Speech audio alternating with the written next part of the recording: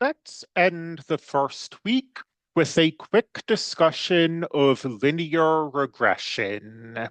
So, linear regression is not an exciting new hot tool. You've seen it before in statistics classes, but it does work very well in big data contexts. It lends itself to distributed computing. And we'll talk about why in another video. For now, let's just give the 2-minute version in standard Python. So let me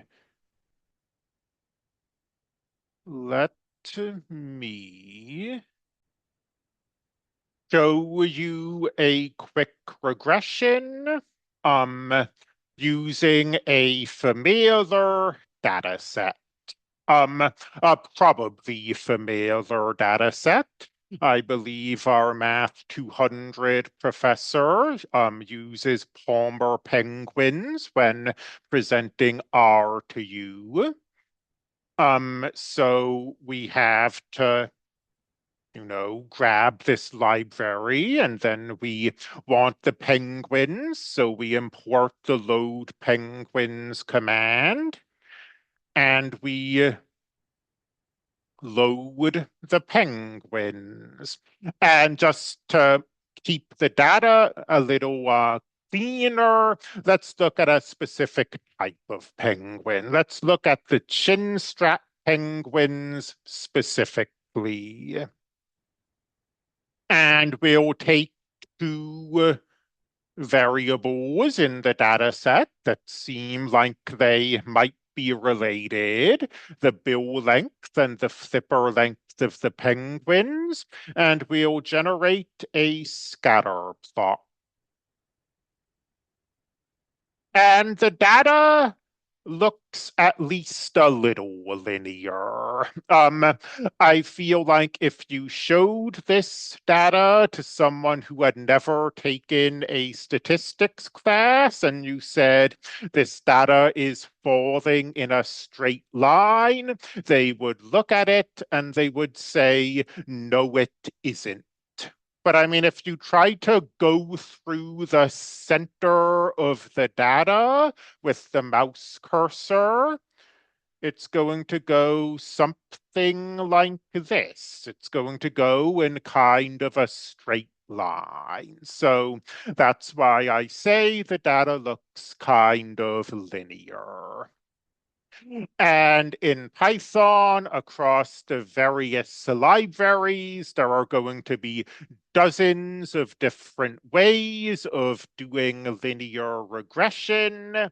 I'm going to select a very simple one with a very easy to understand syntax.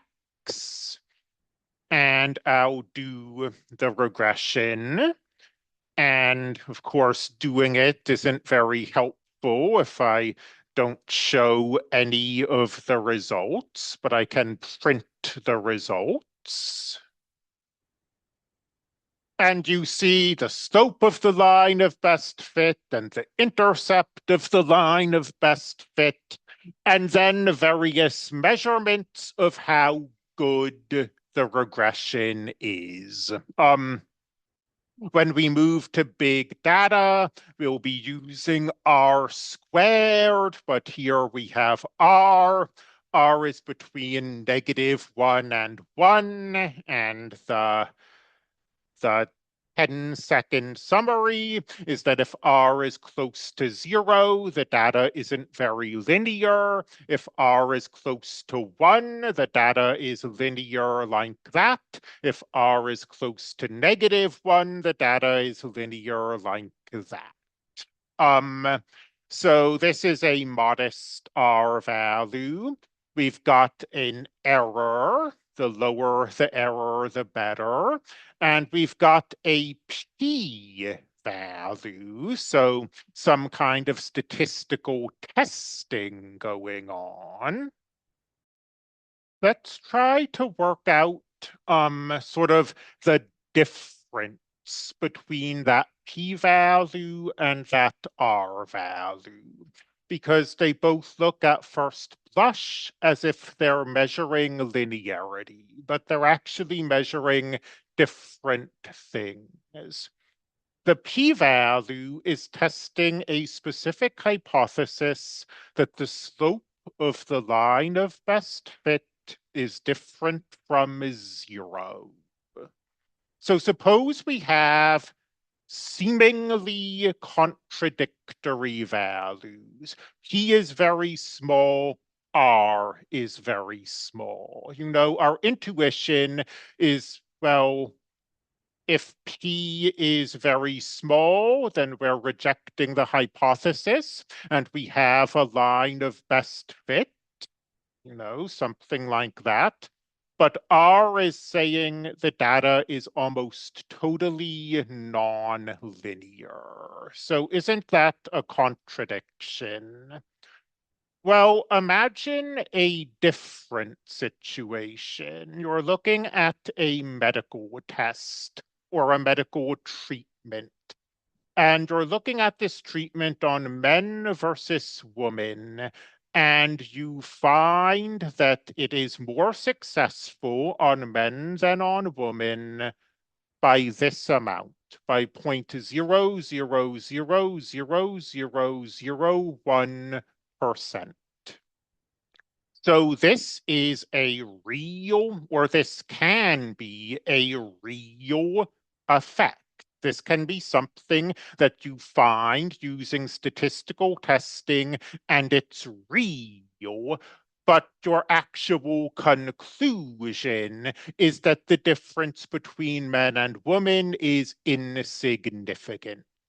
So that's very similar to what we're seeing up here. We are detecting a linear trend, just like we can detect this difference, but the linear trend is insignificant, just like this difference is insignificant.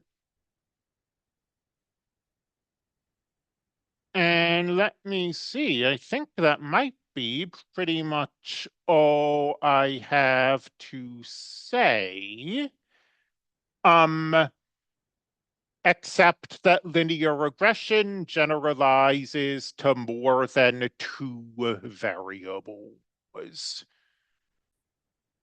If you have your dependent variable y, and now instead of just x, you have three independent variables, x1, x2, x3, we can still find a line of best fit.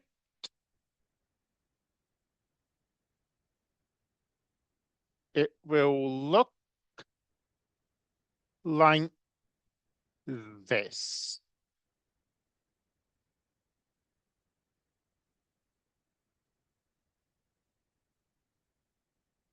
And when we're doing linear regression in large data sets, we normally have more than one independent variable. So we're mostly going to be looking at regressions like this.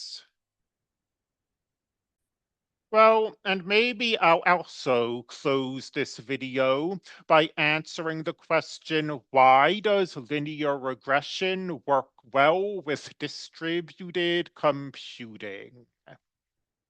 Linear regression works well with distributed computing because it requires you to calculate a bunch of sums. So if we've just got variables x and y, to do a linear regression, we need to add a bunch of things up, and then we need to combine them. So we need to add up all the products, x X and Y, and let me think. I think we need X squareds. I think we need the sum of those. And I think we need the sums of X's and the sums of Y. I might be a little off on the details here, but to do linear regression, we're computing a bunch of sums. So, I mean, you see, if we have a very big data set and we want a bunch of sums,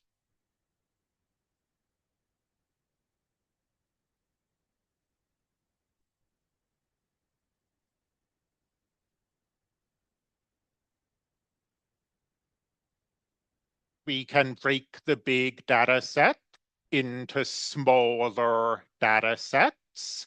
And one of our nodes will compute all the sums for this data set.